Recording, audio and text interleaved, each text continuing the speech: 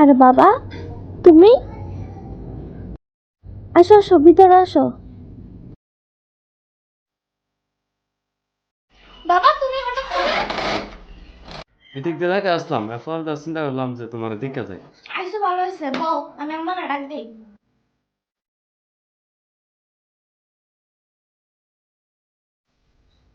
আমু, বাবা আসছে। কি বলো কখন? এই তো মাত্র, চল না গিয়ে বসে। ও তোমার বাবা আসছে, আগে বলবে না?